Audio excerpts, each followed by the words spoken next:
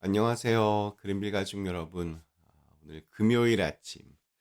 네, 오늘도 이렇게 매일 한 말씀으로 오늘 하루를 시작하는 모든 분들에게 주님의 은혜를 알고 또 그 은혜를 받은 사람처럼 살아갈 수 있는 그런 믿음의 용기와 또한 마음의 넉넉함과 또 사랑이 깃든 하루가 되시기를 간절히 기원합니다. 자, 오늘 저희는 누가복음 1장 우리 26절에서 29절의 말씀으로 함께 오늘 이 아침을 시작하도록 하겠습니다. 누가복음 1장 26절에서 29절의 말씀. 여섯째 달에 천사 가브리엘이 하나님의 보내심을 받아 갈릴리 나사렛이란 동네에 가서 다윗의 자손 요셉이라 하는 사람과 약혼한 처녀에게 이르니 그 처녀의 이름은 마리아라. 그에게 들어가 이르되 은혜를 받은 자여 평안할지어다. 주께서 너와 함께 하시도다 하니 처녀가 그 말을 듣고 놀라 이런 인사가 어찌함인가 생각하매. 네, 우리 오늘 읽은 말씀은 예수님의 탄생과 관련된 비하인드 스토리입니다. 누가는 다른 복음서와 다르게 예수님의 탄생 이야기 전에 세례 요한의 이야기부터 시작했습니다. 이는 아마도 조금 더 구체적이고 또 설득력을 얻기 위한 그러한 장치로 보입니다. 당시 유대인들 가운데 세례 요한을 모르는 사람들은 없었을 겁니다. 세례 요한은 이스라엘 일반 백성들이 서민들이 사랑했던 선지자입니다. 자신들의 거룩함을 자랑하고 또 강요하던 당시의 종교 지도자들에 비해서 세례 요한은 모든 종교적인 껍데기는 다 벗어버리고 참된 진실한 회개를 강조하고 광야에서 그것을 외쳤습니다. 아, 민족을 강조하는 그 피의 순수함을 강조하는 이스라엘의 정치적인 감각이 탁월했던 헤롯이라는 인물이 이방인임에도 불구하고 왕이 되었습니다. 좋은 왕은 아니었습니다. 백성들의 고혈을 짜내어서 자신의 배도 채우고 또 그 돈으로 로마 제국에게 철저히 아부하던 왕이었습니다. 그러나 그 앞에서는 모든 이스라엘 사람들이 다 쉬쉬했습니다. 오직 세례 요한만이 눈치 보지 않고 담대하게 왕의 잘못을 지적했습니다. 아무리 왕이라고 해도 하나님 앞에서는 회개해야 할 죄인에 불과했기 때문입니다. 그래서 세례 요한은 왕에게도 쓴소리를 아끼지 않았습니다. 나중에는 그것 때문에 감옥에도 갇히고 또 결국에는 목이 잘려 죽기까지 했습니다. 일반 백성들은 그러한 세례 요한을 깊이 존경했습니다.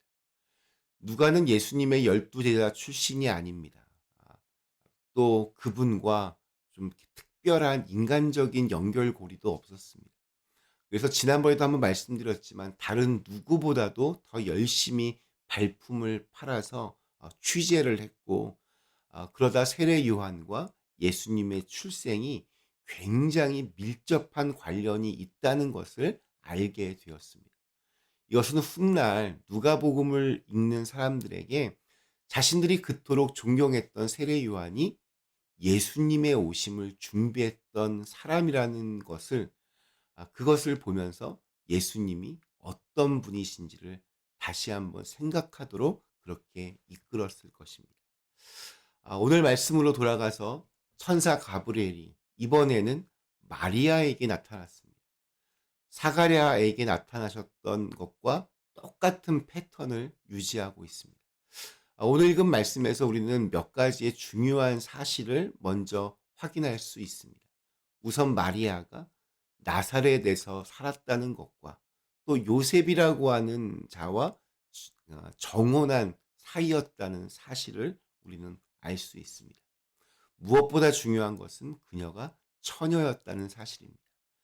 그런데 오늘 말씀에서 제가 주목하는 것은 천사 가브리엘이 우리 마리아에게 건넨 인사말입니다. 그는 이렇게 말합니다. 우리 28절 말씀, 그에게 들어가 이르되 은혜를 받은 자여 평안할지어다. 주께서 너와 함께 하시도다 하니. 천사 가브리엘은 마리아에게 은혜를 받은 자라고 그렇게 말합니다. 마리아와는 상관없이 그녀에게 은혜가 임했다는 것입니다. 그런데 중요한 것은 그 사실을 마리아는 그때는 모르고 있었습니다.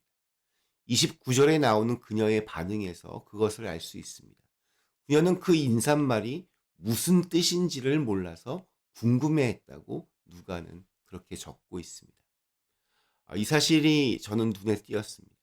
왜냐하면 우리도 그럴지 모르기 때문입니다.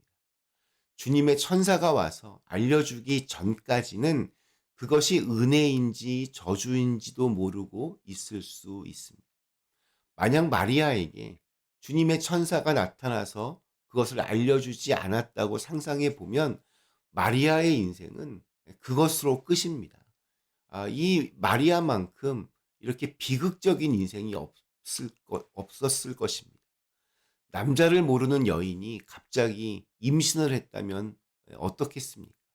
아무리 그냥 목소리 높여서 변명을 한들 누가 그것을 믿어주겠습니까? 심지어 당시 유대 관습에 따르면 정혼한 여인은 혼전 순결을 지켜야 하고 그렇지 않을 경우에는 돌에 맞아 죽는 그런 최고 사형에 처해질 수 있는 관습법을 가지고 있었습니다. 그렇다면 과연 그것이 은혜이겠습니까? 아니면 저주이겠습니까? 우리의 삶에는 많은 문제들이 있습니다. 때론 감당하기 어려운 시련도 있고 때론 절망에 이르게 하는 고난도 있습니다. 우리는 그 앞에서 어떤 태도를 가지고 어떤 눈으로 그것을 바라보고 있습니다. 만약 주의 천사가 그 사실을 우리에게 미리 알려준다면 뭐라고 말하겠습니까? 만약 내가 당하는 고난을 두고 은혜를 받은 자라고 그렇게 말한다면, 그리고 주님께서 나와 함께 한다고 말씀해 주셨다면 우리는 그 고난을 어떠한 마음으로 맞이하게 될까요?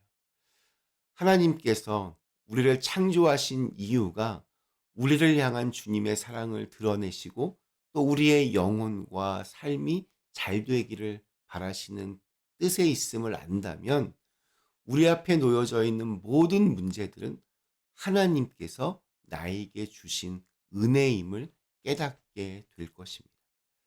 마리아 앞에 주님의 천사가 어떤 모습으로 나타나고 또 어떤 말을 했는지는 중요하지 않을 수도 있습니다. 중요한 것은 마리아가 자신이 하나님의 은혜를 입은 자라는 것을 알게 되었다는 겁니다. 그래서 앞으로 자신의 인생은 주님이 함께 하시는 길로 인도될 것이라는 사실을 깨닫게 되었습니다.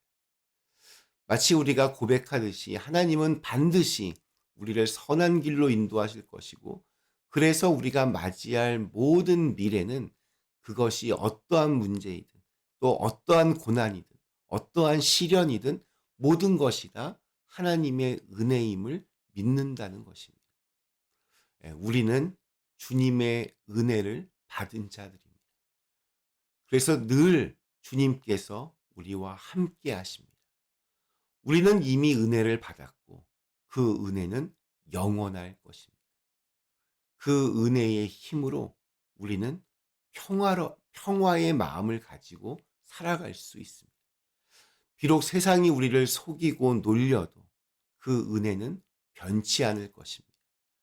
때로는 뒷걸음치기도 하고 때로는 잠시 주저앉을 수도 있습니다. 폭풍이 몰아칠 수도 있습니다. 그러나 결국에는 이기고 나갈 것이니 모든 것이 간증이 되고 또한 자랑이 될 것입니다. 모든 것이 다 하나님의 은혜라고 고백할 것입니다. 오늘 우리에게 주신 하루, 그 은혜의 옷을 입고 오늘도 당당하고 또 담대하게 살아갈 수 있기를 주님의 이름으로 간절히 기원합니다. 우리 잠시 함께 기도하시겠습니다. 전능하신 하나님, 하나님의 은혜를 받은 사람들입니다. 저희들은 은혜를 받은 사람답게 살아갈 수 있도록 그 하나님의 말씀이 은혜를 받은 자라고 하는 이 말씀이 우리의 삶 속에서 정말 강력한 힘이 되게 하여 주시옵소서. 예수님의 이름으로 간절히 기도드리옵나이다. 아멘.